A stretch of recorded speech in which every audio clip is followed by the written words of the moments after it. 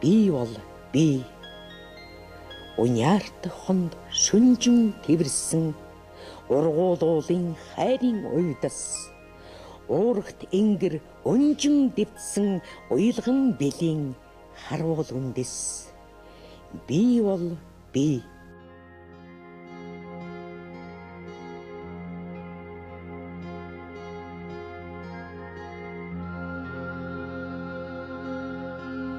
Хардан харагдахгүй мөртлөө харанда үзэг гараас булааж шилэн савтай бэх хуурайлж ширээн дээрээс дэвтэр хураалаа. Дайн бас дайралдахгүй мөртлөө даавуу дээлийн өнгө хуулж улаан дүнс ногоон цайны уутыг хүртэл эргүүлж гөвлөө. Тийм ээ. Миний хар цас найрагналд ийм мөрөөдгүй. Үнэн гэвэл ийм л байлаа. Дайн бидэнд үгээрэх, өнчрөх, өсөхийн төмөн гачлан өмөргөж өсөх насны манд альж өгөрийг хуухалсан та. Дэлхийн 2 дугаар дайн гэж энийг хүрэн тахал эхлэхийн урд намар хожир сумын дунд сургууль анхны 5 дугаар анги нэгдэж нутгийн болоод ойролцоох сумдын нийлээд 86 хүүхэд 3 бүлгээр хуваагдан хичээлж эхэлсэн хэрэг шүү дээ. Дайны сүүлчийн жил буюу 1944-5 оны хичээлийн жилд бид тарчигтаан гутаж тартагтаан толнаа л гэж болсон да.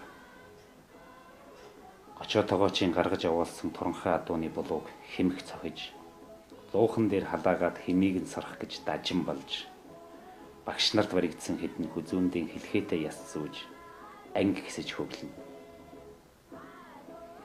Цагаан сараар дэрний уутаан барьж нутгийнхны даалуу гэж нэрлэдэг хар горлын борцог цуглуулж нэг башин.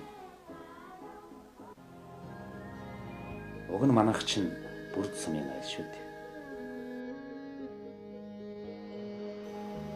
Уняар дунд хөшөглөх эрээн уулын ноёлох өндрийг шагтахтын цагаан овоо гэдэг юм. Хөлөөсөн цулбуурлан шургах жирмэн голхны тэгт энэхүү ухаавар хондод миний хүү дарсан чулуу. Хажуу худгийн буурал хондонд хан ширлсэн бөөр минь бий гэж эрээн уул шүлэгтэн өгүүлсэн газар минь эндэ. Эрээн уулын хицээс дулаан, хайрхан, батхан, хөгн хааны тотголсон дөрвөн их уул алсад сүү хийж зүүн хаяанд нь Монголын ил сонгортох нь хангай, хээр, говь талын гайхамшиг зохицлол. Тийм ч учраас би хөвч ногоон уулын хангай, хүчиг номын талын хангай, уудам цэнхэр говийн хангай, унган нутаг минь өвөр хангай гэж Төрлөх аймгийн бүхэлдэнд олсон юм да. Элсэн дунд зөмбөрлөх зожигхон хоёр уулыг их баг Монгол гэв. Их Монголын гингэрийн цагаан нуурын хойморт өндөр гэгийн зан базар ширээлсэн нь эрээн уулын бэлд миний шороолсонтой огтхон чадлагвэ. Харин 1639 онд Улаанбаатар хотын суурийг миний төрсөн нутагт тавьсан гэж тооцсон байгаа бол би Монгол улсын нийслэлийн дархан иргэн гэж өөрийгөө тооцож болох нэ дээ.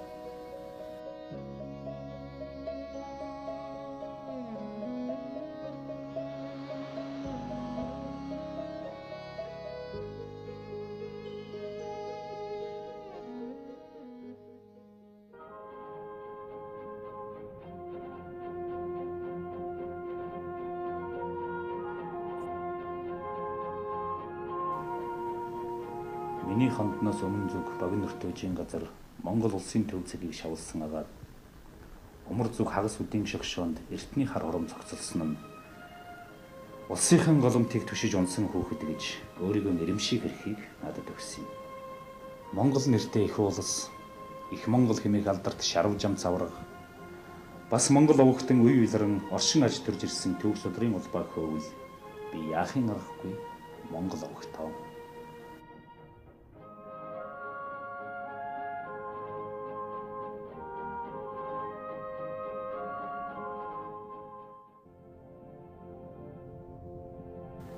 Миний эцэг дашт орж энэ л эрээн уулын унаг. Бонсронгийн цэдэнгийн үрг өвч эцхийн бүл лутын лаа хэмээх эрээн нүдтэй урт сахалтай хөхөвгнөр овголж Миний ээж Довдмаа.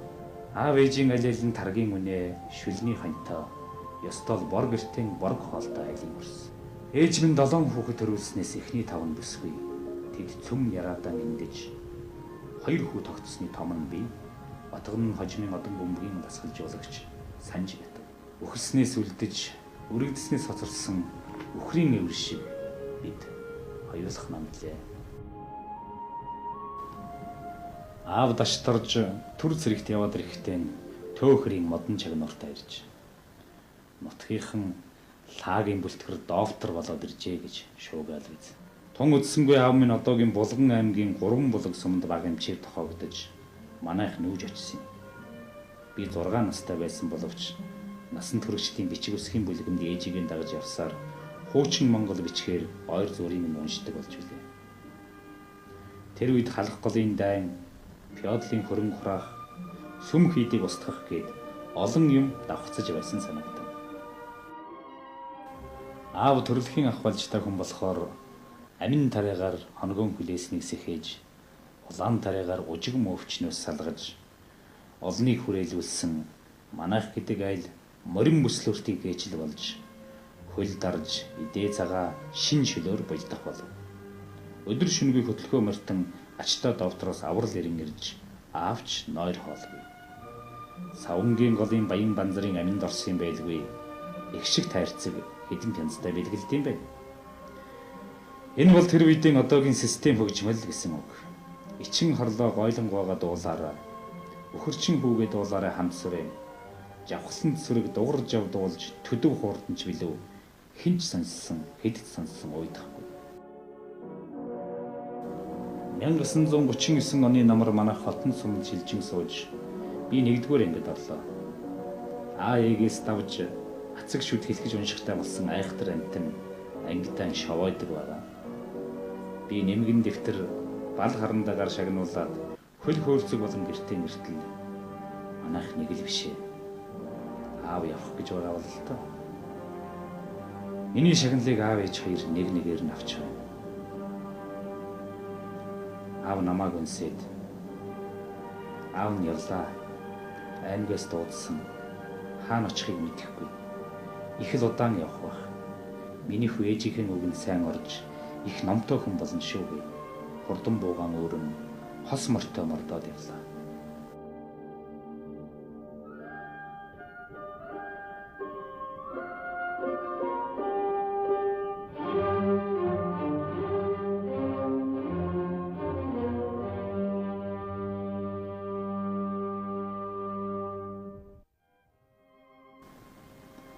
Ээж хойноос нь дээж өргөөд л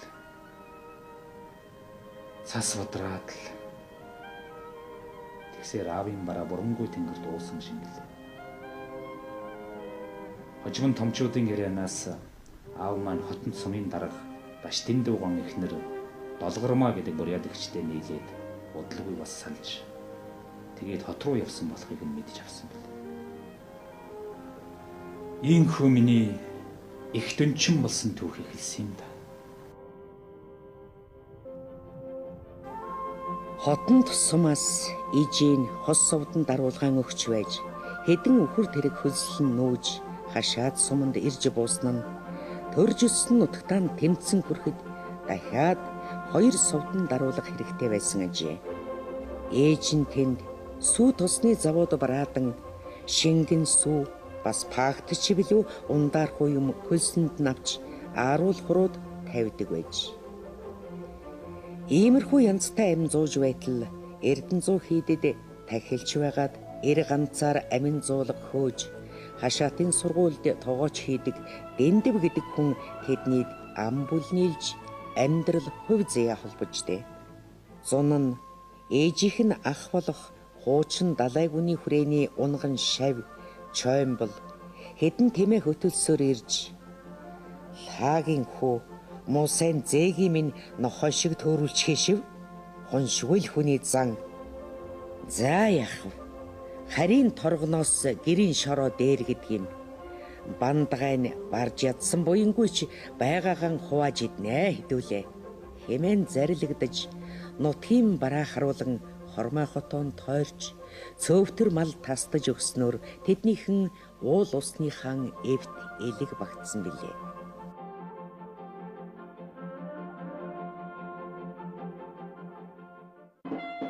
Авхаалжтай сэргэлэн пүрвд орж хужиртын дунд сургуульд 7 дугаар анги амжилттай төгсжээ. Хөрвүүдэргээд баг сургууль байхдаа их авиацыг сэргэн саваа ийм бүтгэн нүдтэй гондгор орох байсан.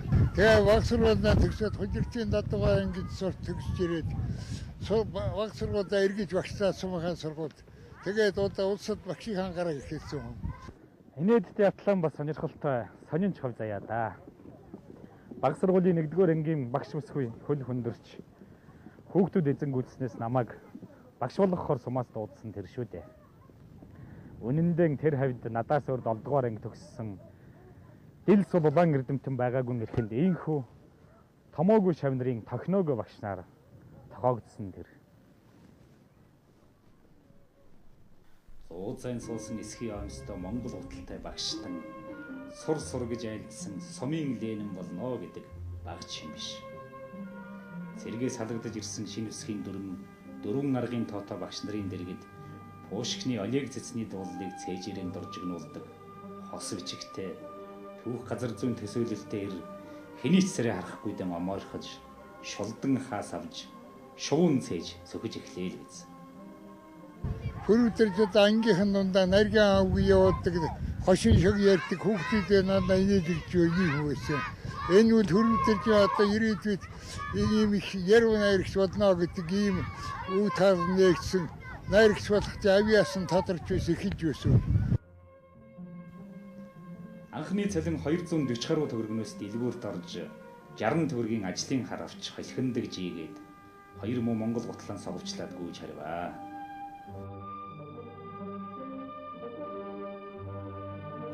Ээждээ үлдсэн мөнгө өгөхөд 2 гардан адис аваад бурхандаа заллаа. Тэгээд надад хадаг сүү барьж төрийн минь сүлд миний хүү ингээд манийгаан тэжээдэг байжээ. Буян чин дэлгэрэг гэж өрөөлөө. 1952 оны номор манайх хэдэн бодоон зарж цөөвтөр бог болгоод 7 тэмээ хөслөж хамаасныхаа ваар хэмээх гомсрон багаар хөргүүлэхээр хот руу хөдлөж өгөө.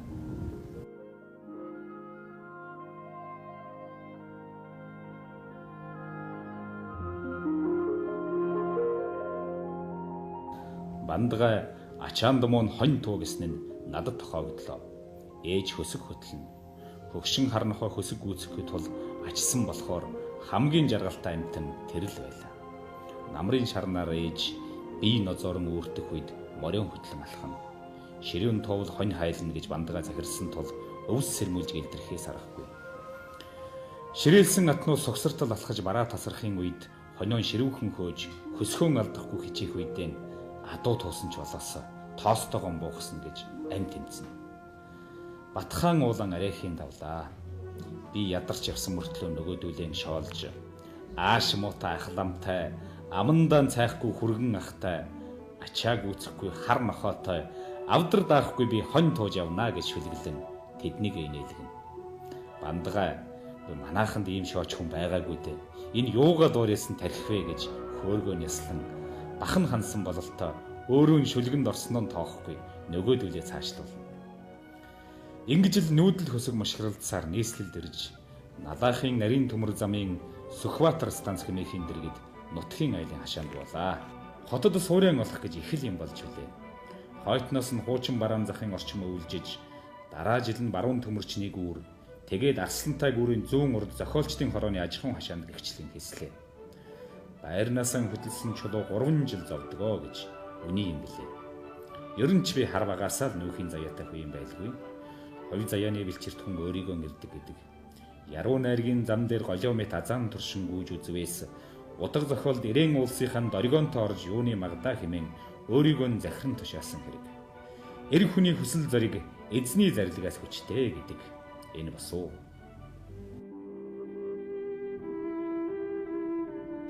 Хотын оторчин болж хаасайгүй нүүсээр арай хийж тогтчос хийсэн пүрвд орж амин зуулгаан залгуулах ажил хөдөлмөрийн захтай боллоо. Гэгэрлийн яамны орлогч сайд авгаах намжил нь түүнийг шүлэг зохиол оролдодгийг харгалзан театрын даргатай ярьсан юмсанжээ.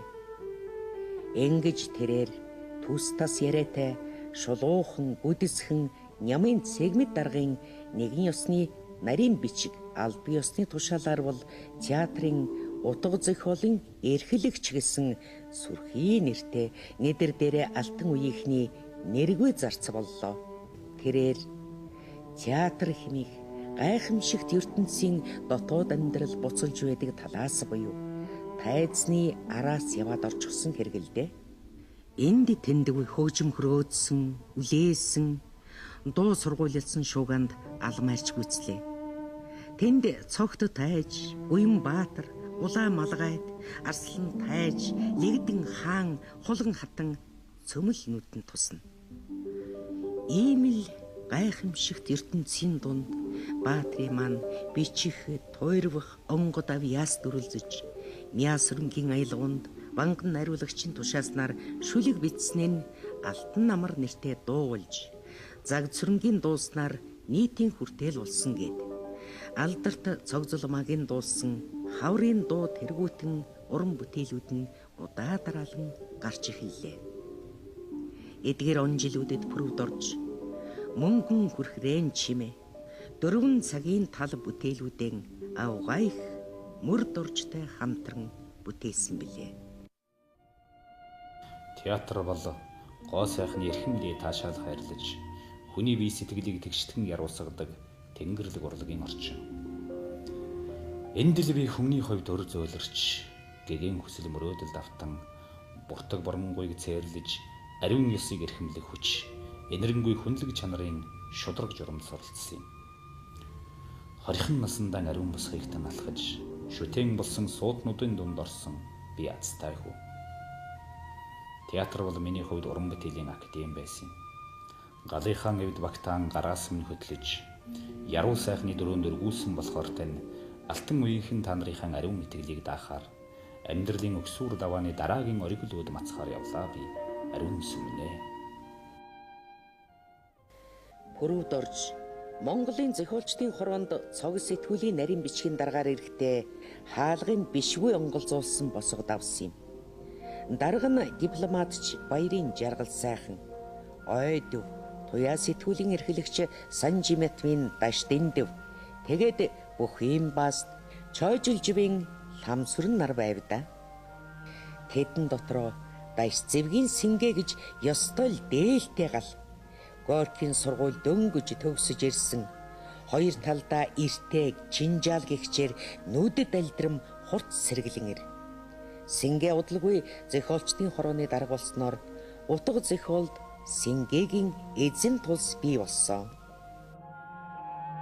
Сингэ дарга нь Эрдэнэ, Явуу холон, Төдөв, Даш дооров, Мягмар, Ширчин сүрэн пүрвд орж нарын шүүсийг шахаж, шүүрхийг болгох гэж цаг зав хоёрон хайрлсангүй. Залуу зохиолчдын ном тэр үед олноор гарсан нь зүүдэн дормгүй явдал байлаа. Сэтгүүлийн их бэлтгэх, хэвлүүлэх, тараах ажлыг хариуцаж, эхэндээ түүртэж явсан ч сүүлдээ даадаж, хажуугаар нь шүлэг зохиолон бичиж, яруу найрагчийн зиндаанд орж чадсан нь 1956-аас 1958 онуудад Бяцхан аялал, хаврын дуу, улаан оч шүлгийн номоо хэвлүүлж амжснаар нь хэмжигдэнэ.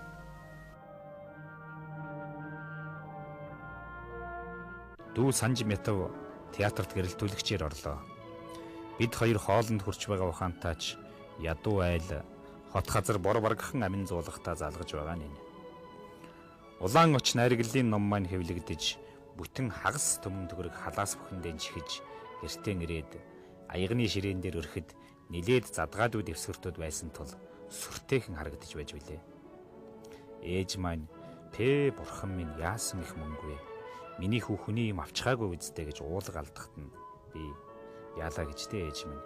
"Эн чинь миний ном гаргасны шагналын мөнгө байхгүй юу" гэд хадган дээр дээжийн тавьж бандгаадаа бариад ээж том ах хоёртон хандан "Та нар маань хүүгийнхээ төлөө насаараа зүдэрч явлаа.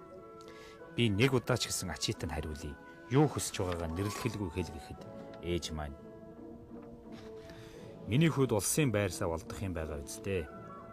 Бид хоёр ч дээшээ харсан тоонтой оромжинд л насаан элье гэж боддог шүү гэж байна.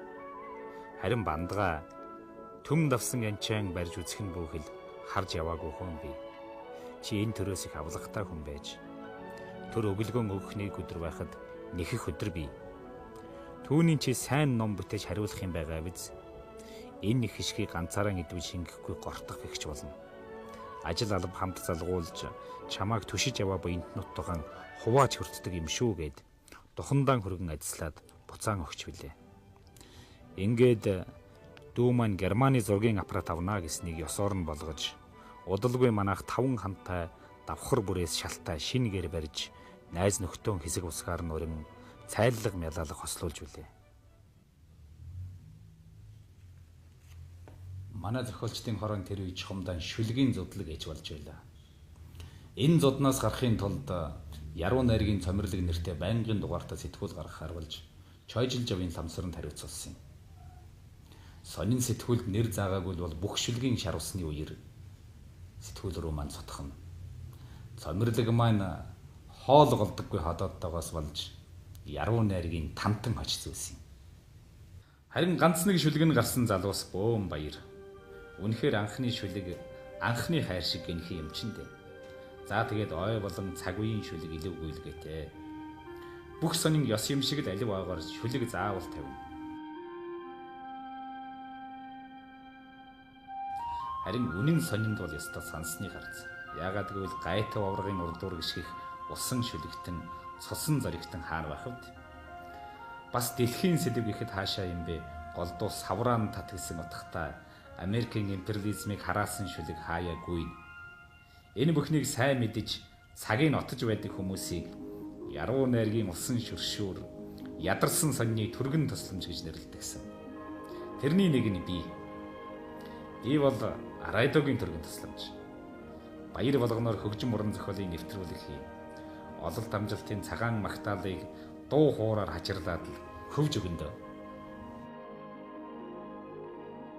Анхны шүлэг нь одоогийнхны хэллэгээр шууд л хийт болж 23 наснда анхны шүлгийн түүрээ хэвлүүлж Монголын утга зохиол хэмээх их хөргөөний үүднээс гал хойморт заларсан бүрвд орж найргийн асрын баган түшилдсэн цаг үеийн ийхүү түргэн тусламж хэмээн нэрлэдэг юм.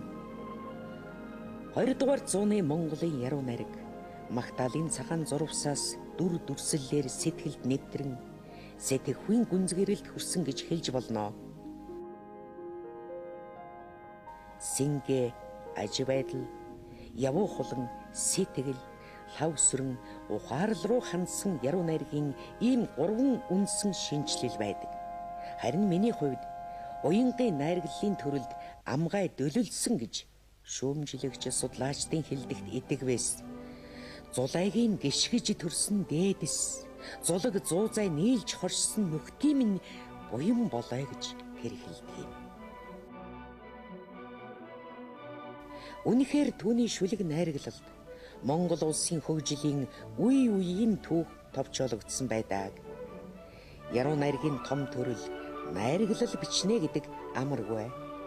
50 гаруй найрглалт нь байн инх цагийн бүтээн байгуулалт хүн төрөлхтний нийгмийн өнгөрсөн одоо ирээдүй 3 цаг багтаж хүмүүний сэтгэлийн үл сонстон нарийн утас доргиж бас ертөнцийг донслогсон их дайн тулааны нүргэн их ягүүтгэл хийгээд их амьрлал цөмөр цогцолон бүрдэжээ. Уран сайхны нээлтгдэг маань юу хэлж байгааг гэвэл амьдралд байгаа үзэгдлийг яруу найрагч бус дүрэн бүтээлчийн олж хараагүйгээр харж, сэтгэж чадаагүйгээр сэтгэж, илэрхийлж чадаагүйгээр өөрийнхөө илэрхийлнэ гэсэн үг. Ийм бүтээл сайн болдог.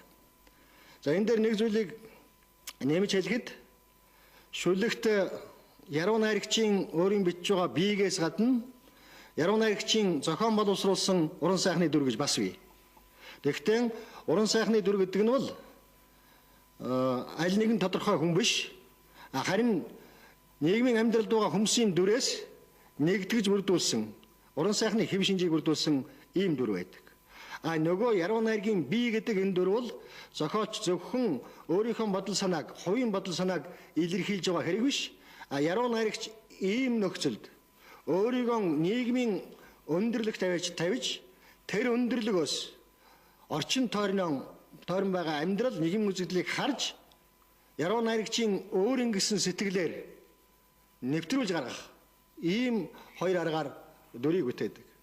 За энэ хоёр арга бол дэлхийн яруу найрагт өнөө уртл уламжилж хэрэгжилж байгаа ийм арга юм л да.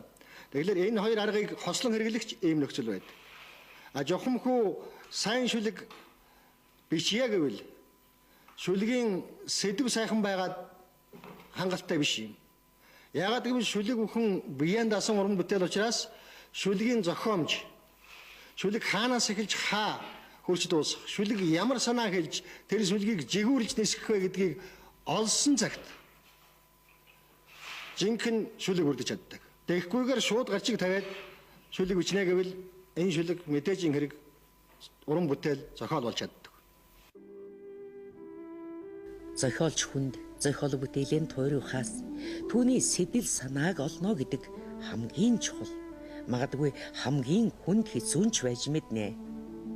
Найрагч маань нэгэнтээ Эгэлжирийн Орос бүсгүй бүслэлтийн жилүүдэд Ленинград хотноо жаал охин хүүхэлдэйгэн тэврээд биеийг илээснийг хараад тэрхүү дүр зураг олон шин зүүдэнд нь үзэгдсэн тухай ярьснаас сэтвлэж Светланагийн өчил буюу хүүхэлдэйн дуйл найраглал бүтсэн байх жишээтэй.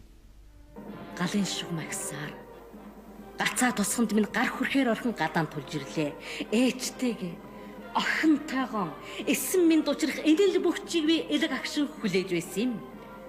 Ариун цагаан үлгийг минь араатны үүр болгосон атаатан дайсан тэгвч амархан бууж өгсөнгүй. Үе олон нөхтөн үрд тэнд алдаж үнсэн товор болсон тосгоныг үүрээр бид чөлөөллөө. Эвдэрт нурсан гэрийнхээ эзгүй балгасыг онгочин ээж охин хоёроо ирээд олсонгүй. Тэнгэр минь тэндээс фашистууд тонлохдоо тэднийг яасан гэж саннаа. Хүний өнөргүй ярахчиж хүй удам таслах гэж хүүшийн жалганд бүгдийг хүйс дэмтэрсэн байлаа.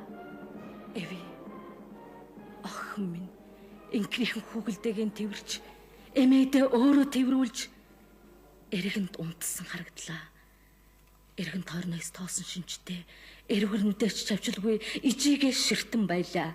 Үр минь ээж минь үсэрч угаад би тэдний ган тэрвэрч авлаа. Үнслээ, дуудлаа, хашгирлаа. Үгүй. Тэд сэрсэнгүй. Тэнгэр газар хүмүүч тэрхэн агш маань тэдний ган тэрвэрсэн чигтэн унлаа.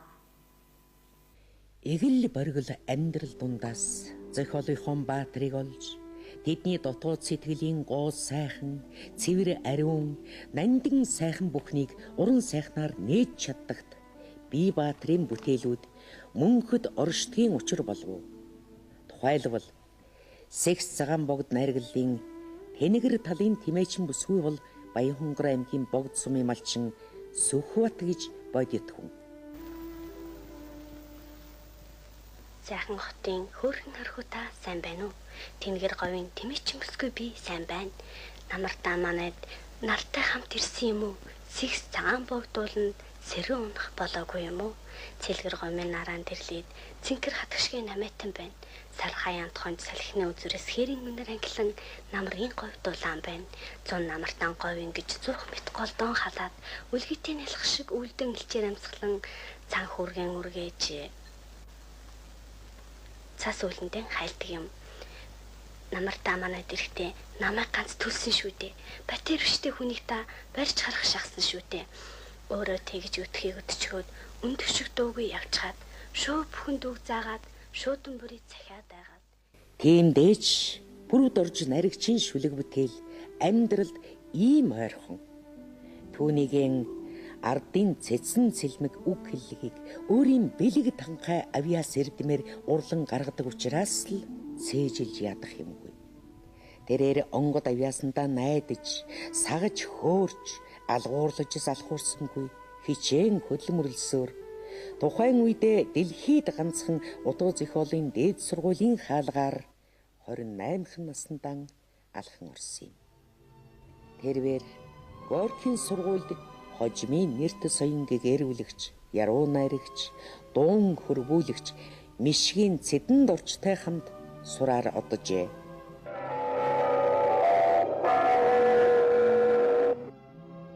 Алс газар суухад их орон Монголон санахын гансрал жаргал хоёрыг Москвад эдэлж, үнсэрхэг үзлийн архаг хуучийг олж авсан хэрэгэ. Семинар, лекцийн хичээлд алинданж, Оросын түүхийн тухайд багш, профессорууд, Оросын байлдан дагуулал бүхэн чөлөөлөлт байдаг. Монголынх л болохоор цусд түрэмгийлэл болдог нь бие баатрын дотор үүрлэж байсан үзэл бодлынх нь хөрөнгийг эсгэх бас нэгэн хүчин зүйл байлаа. Монголд Чингис хааны 800 жилийн ойг тэмдэглэх сургадуулаад Горькийн сургуулийн оюутнууд биднийг бүрч шагшин сайшааж монголчуудын ухаантай, эрх чөлөөтэй гайхаж байсан да.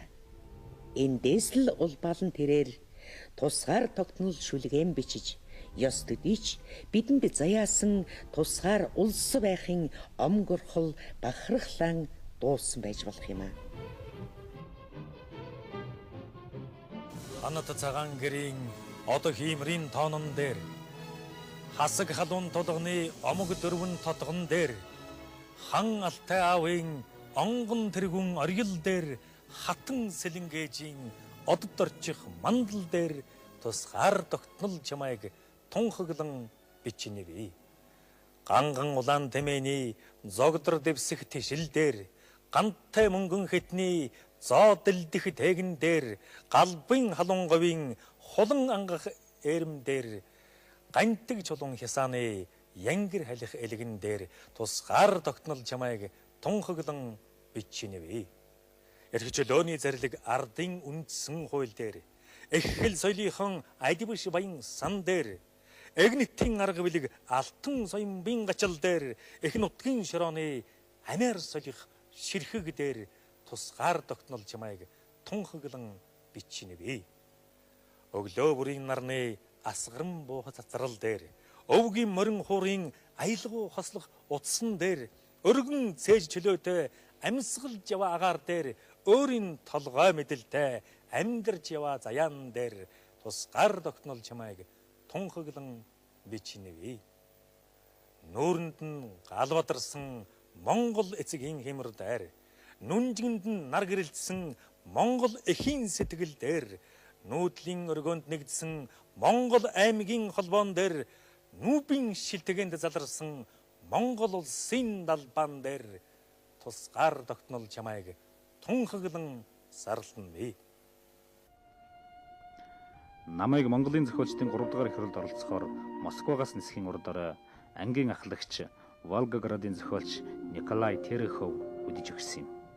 Оюутны зоогийн ширээний ард сууж байхдаа би тууз өндөргөр нисч үзээгүй болохоор дотроо айгаад л байна гэвэл хүн төрлөختний техник хөрөхгүй цөөхөн хувь нь л онгоцны ослоор үргэлдэм штэ. Гэтэл бараг цөмөрөн орон дээр өгдөг мөртлөө орноос айдаг хүн нэгч байдаггүй юм гэж намайг тайвшрууллаа. Үнэхээр ч онгоц саадгүй бууж харин газар дээр л хамаг юм болсон юм да. Зохиолчдын их хурлын 2 дахь өдрийн хуралдаан дээр улс төрийн товчооны гишүүн намын төв хорооны нарийн бичгийн дарга төмөр очир өгөхлээ. Завсралгаар нь нөхөдтэйгэн ярилцсан зогсож байтал нөгөө дарга шууд намайг чиглэн ирж мэдлээд гэртээ урдсан байна. Том даргын урьсан цагт баахан хаширсхийн гэрт нь очивоо. Зоогийн ширээний ард сууцгаалаа. Чингис хааны 800 жилийн ойг тэмдэглэх ажлын явц ямар байгааг асуулаа. Хөшөө босгох ажил ер нь бол гайгүй явж байгаа. Гол нь хөшөө хурал 2 шүү дээ гэлээ. Би ойд зориулж нэг шүлэг бичсэн юм гээд шүлгээн дуудлаа.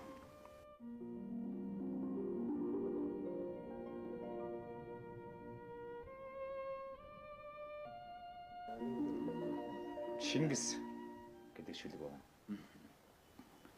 Тэмүүжин номын хөвчнөөс төрсөн юм. Тэмүүжин сумын зэвнээс гарсан юм. Тэмүүжин өөлөн ээжээс төрсөн юм. Тэмүүжин өрлөг төвхээс гарсан юм. Амар заяа хомсод оглон нулимс хорвоод аврах тавилан мөхс 7 үеийн тэртээд ата хорслын манцуд Есүхэн хөөсч аян дайны онгодоор 9 тугаан тагсан. Онын халуун зоо шиг халахын саруул талд онгон цагаан тамх шиг гэрэн тэр барьсан. Онон мөрний савд хурш шиг шаг хадуунаас онгон хоёр загалыг мөнгөн хярунд сойсон. Тийм ээ, Чингис өндөр алтай зартай юм. Тийм ээ, Чингис өнөөдөр ч гэсэн нэртэй юм аа. Төмөр очиргоо номын хөвчнөөс төрсөн сумын зэвнээс гарсан гэдгийг төрөөгүй гараагүй гэвэл ямрав. Ерөөсөл хүн алах гэж төрсөн гэдгээр нь хүмүүс өлгөж аваад байж мэдэх юм гэснээр хожим нь энэ хоёр үгийг сольсон юм да.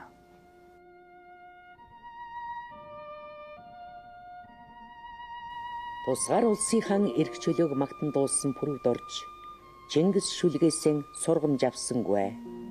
Тусгаар тогтнол шүлгээ гүйцэн бичээд авчирвал ардын жүжигчин Гомсөрн нэг концертанд симфони оркестрийн дэвсгэр дээр уншиж хяналтан дээр хасуулж цаашид бүр хаалгалаа.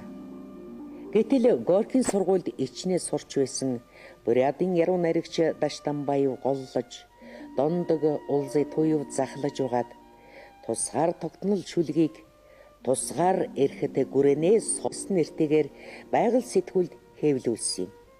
Энэ шүлэг инхүү улсын хол ургийн ойрт хэвлэгдсэн учиртай. Харин Чингис шүлэг утга зохиол сонинд хэвлэгдсэнийг чимэдэд төмөр очиргой өгсөн билээ.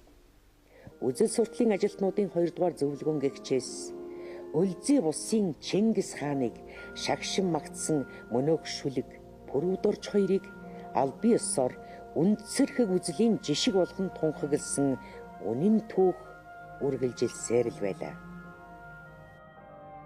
Тэр үеийн улаан хуаран дотроос сэтгэл дариглан хашгирсан анхны хөхөөний ам хөлднөө гэдгийг мэдэж байсан боловч өөрийн өчүүхэн турсхийг өвчүүлж хуулуулахаас тэр огтхонч айгаагүй.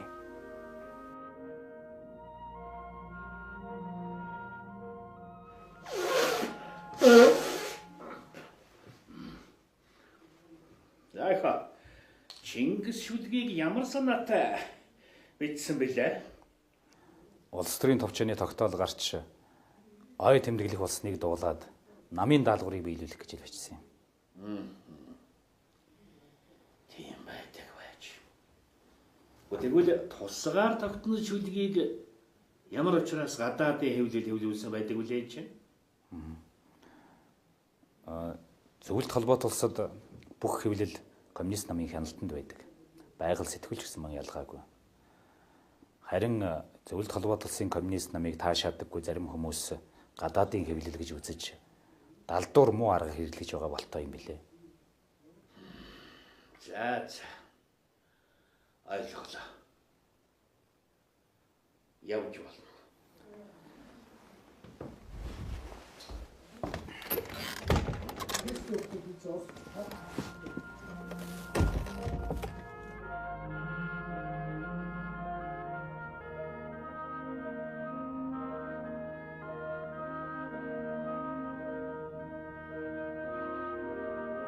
Товчхон бөгөөд тодорхой яриа болов. Энэ хашир хөгшин чөтгөр өөрийг нь эргүүлж ноцсныг ирэх биш мэдлэгүйт. Энэ чээлжид матаас орсонтой л холбоотой дагаад. Найрагч нар гэдэг чинь одоо эх орноо жинхэнэ одоо зүрхэн төлөлтөй хадгал явдаг бол эх орн гэдэг маань өөрөө зөвхөн газар ширхав ш тийм ээ. Хүүхдүүхэн байж байдаг. Хэл соёл нь байж байдаг одоо нэг зан заншил нь байж байдаг. Чухам хүү тэрийг одоо өмгөөлөн хамгаалагчд тэгж байж нэг уран санаа, уран найраг тэндээс нэг хүний ариун сэтгэл хайр дурлал гэх мэтийг одоо уран тансаглуул бичдэг байх л да. Горкийн сургуулийн халуун төмс идэг толгой нүцгэн гарсан эсгэлэн найрагч нутагтаан ирлээ. Удуул дарга түүнд баяр хүргээд яруу найргийн секцийн эрхлэгч хийндэ түрүүчийн курс төгссөн улс шинжлэх юм гэсэн. Чи дээд сургуулийг төгссөн болохоор оронгоор нь шинжлэх юм байгаа үстэй гэлээ. Пүрвд орж яруу найргийн секцийн дэргэд нэгдэл байгуулж дугуйлангуудаас залуусыг сонгон баасан гаригийн хилэлцүүлэг зохион байгууллаа. 1970-аад оны ихээр Тоомын очир хүү, Эрен жидийн хар хүү, Даваа хүү, Монгол бэхтэй Монгол хүү гээд Пүрвд оржийн 5 хүү гэж нэрлэгдсэн нэгсэг яруу найрагчдыг 70-аад онд Монголын утга зохиол хөтлөж оруулж ирсэн юм. Энэ бол Пүрвд орж өгшийн тэнким гэд нэрлэгддэг ийм сургалт байсан юм.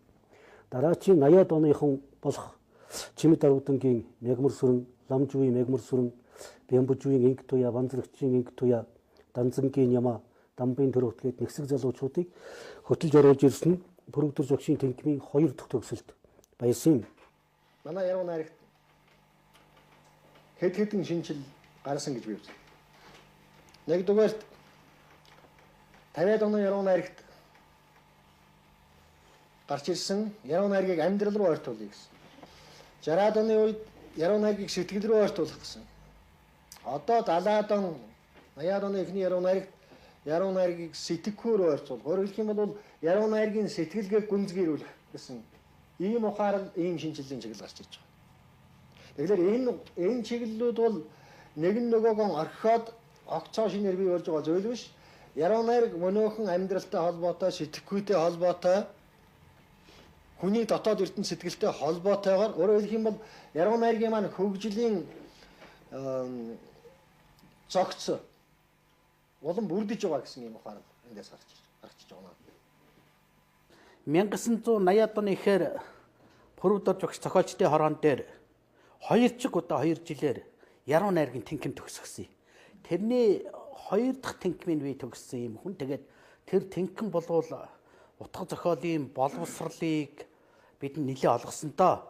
Хуушнаар бол одоо Горькийн дээд сургуулийн 2 жилийн курс маягтай хийжсэн байна да гэд одоо эргээд бодоход санаанд байдаг. Маш олон сайхан одоо зүйлийг Пүрвд орж байгаагаа сонссон, олон эрдэмтэн мэрэгдээ сонссон. Ер нь Монголын сор болсон эрдэмтдийг л одоо бидэнтэй уулзуулдаг, учруулдаг, ярьдаг, хөөрүүлдэг байсан юм учиртай. Тэгээд тэр тэнкимийг бол манай 80-аад оных ихэнх нь төгссөн. За тэнким төгсөж байгаа хүмүүс бол яруу найргийнхаа номоор одоо диплом хамгаалнаа. За тэр диплом хамгаалах ажилд үнэхээр одоо тэр яруу найргийн ном нь одоо онцгой сайн хамгаалах юм бол 86 оны төлөвлөгөөнд одоо тэр ном чинь орно гэсэн ийм юм танилцуулаад тэгээ энд бичснээр бол Дан Ямагийн шүлгийн номыг хилцнээ 5 сарын 6-нд хэлцэн 1-р цагаан цаасан дээр 3% зохиолн шүү гэж ингэ даалгавар өгсөн байгаа. За тэгэл одоо 2 дахь номоор бэлтжижсэн. Яг энд бэлтгэсэн номороо би Галын анир гэж шүлгийн ном гаргасан л да. Галын анир шүлгийн ном маань бол яг энэ Пүрвд орж байгаа одоо яруу найргийн тэнкимийг төгссөн. Тэр одоо яруу найргийн тэнгимд явсны олз болж гарсан ийм ном байгаа. Олон ч хүний ном одоо тэр хамгаалтнаас хойш бол гарч манай Чимэд оржийн 2 дахь ном 7 бурхан гэж сайхан шүлгийн ном бай. Тэр Чимэд оржийн 7 бурхад бол энэ Пүрвд орж багшийн тэр яруу найргийн тэнгимд явсны одоо үрдэн болж гарсан. Минийх бол Галын анир. За манай Дорж Палмих бол Морьтой хүнч гэдэг юм уу. Ер нь олон сайхан номууд бол гарсан шүү. 80-аад оныхны ихэнх нь л одоо Пүрвд орж байгаа тэр яруу найргийн тэнгимд явж ер нь яруу найргийн боловсролыг эзэмсэн гэж ингэж хэлж болно. 84-аас 86 онд байсан 2 жилийг ингээд бодглохоор үнэхээр бас гайхалтай 2 жил миний энэ туулж ирсэн амьдрал бол ёстой алцыг алзаж байдаг юм байна даа л гэж. Тэр 2 жилд бол тэнхэн шүлэг өчхийн тарныг бол Пүрвд орж байгаа тэнгимээс авсан гэж ингэж боддгийг. Ер нь хүн байж яруу найрагч байшгүй гэдэг ийм их ярьдаг. Яруу найргийн эцсийн зорилго нь хүний дотоод ертөнцийг ариун сайхан байлгах. Ийм үүрэгтэй. Хүний оюун санаа ариун тунгалаг баймаж нь бүх сайн сайхан юм бий болох юм. Шин нийгэм, сайн сайхан амьдрал, ирээдүйн сайн сайхныг бол зөвхөн сайн санаатай хүмүүсд байгуулж байна. Яруу найргийн эцсийн зорилго бол энэ л юм. Монголын яруу найрагт цэцтэй, цэцэн цэлмэг, уран санаатай сайхан шүлгүүд нь өгүүлэгдсээр байна. Монголын найрагдлын төрөлд түүний бүтээсэн олон сайхан найргалууд бас өгүүлэгдсээр байна. Ийм орон зайг бол эзэл төрсөн энэ найрагчийг төрүүлж өсгсөн Ирээн ууланд төгс боловсруулж өгсөн Горькийн нэрмжит утга зохиолын сургуульд Монголын утга зохиол үеийн үед баярлж явах ёстой гэж боддог юм аа. Зохиолчдын болон хөгжмийн зохиолчдын холбооноос зарласан мянган дууны уралдаанд алтан шар замд бат зүх ая хийж шалгарлаа. Мөн тэр хоёрын хөдөө нутаг сайхан дууч нийтэд дэлгэрсэн юм аа. Бас хар цас найраглал уралдаанд төрүүлсэн нь уянгийн богино найраглалд чөмөг таших гэж бодож ирсэн урмыг хугалсангүй.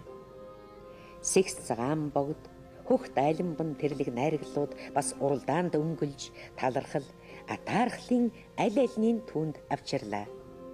Найрагч маань Монголын утга зохиолд улс төр иргэний уянгийн 50 гаруй найраглал туйрвсан амжилтыг одоогийн байдлаар эвдсэн хүн гараагүй байна. Тэр бүгдийг цоцолтгүй ирж хайж баатруудынхаа дотоод сэтгэлд гүн гүнзгий нэвтэрч байж битсэн хэрэг шүү дээ. Ерэн зохиолч найрагчийн хөдөлмөр гэдэг чөмөг дундалсан нүсэр нарийн ажил байдаг. Бүрүүдэр зүүн бүтээлүүд бол онцгой захирагдсан их цөөхөн байдаг юм аа. Аль ч нийгмийг өөрийнхөө харна гэдэг бол их том хүний шинж шүү дээ. Бүрүүдэр зүүн шүлэгтний онцлог бий. Хэрвээ Пушкины хэлний тойл гэдэг том тойл бий орсон. Тэрүүн шиг бүрүүдэр зүүн тойл хийх юм бол зохиосон үг болго. Амь тавьж хамгаална, эсвэл амиа өгч хамгаална гэдгийг амлан хамгаалах гээл. Тэгээд биеийн өргөн гэдгийг зуллан өргөн энэ төр гээл ингээл хуургаал. Тэгэл ямар ч монгол хэлэнд харьцлахгүйгээр оруулж ирсэн үг зөндөө олон л доо. Одоо тэрл тачгинсан хавьяас тэр нэг орчлон нэг тохуутай хардаг шогчнууд. Тэрний нэг чадж байгаа л хүний бүтээл амтгадаад байдаг байхгүй юу? Дуулхан газар гэж ерөөсөө байдгүй шүү дээ хийсэн юмд нь. Бүрүүд орж үзэл суртлын улаан лантуунд бал буулж, могдохын могдохж, могдорлохын могдорлож, бас заримдаа усан дор гал асааж, нумаа нуугаад сумаа тавьж байж туйрвсан бүтээлүүдэж би нүцгэн ноён дуур ингэж бүтсэн. Нүцгэн ноён гэдэг дуур хийхдээ хошин дуур хийх инээдвэн. Тэгээд тэр хошин дуураар одоо юу хэлэх вэ гэхээр дээдс ноёдын бурангаа явдал тэр цаг үеэс гадна цаашаа цаг үеийг тооцох өөрснөө одоо булаагаа дэлгэх ийм юм байгаа юм л да. Тэгээд энэ мэтэр бид 5 дуур бичсэн тэгтээ Бүрүүдэржийн гайхамшигтай тэр хиллэг дансаг мөрүүд яруу найргийн хавьяас гүнзгий агуулга хэлбэрийг үл их түрүүн болдог. Тэр шалтгааныг үл их түрүүн бодож өөрөө олдог. Харцасч байдаг юм уу? Сэгс цагаан богд өгтайлмын дэлгэнд дэрх найрглал чинь дуурийн цомнод бичихэд одоо бас нөлөөжсөн. Иймд болов гэж би бодгийм л да.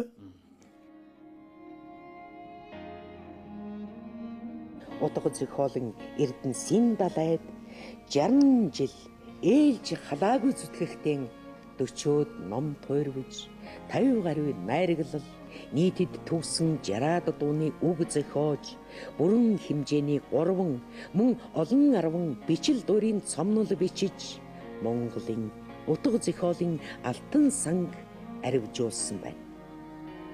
Энэ бүхэн нэг хүний нэгэн насанд хийж бүтээсэн ажил гэхэд бараг хитээдсэн тоо.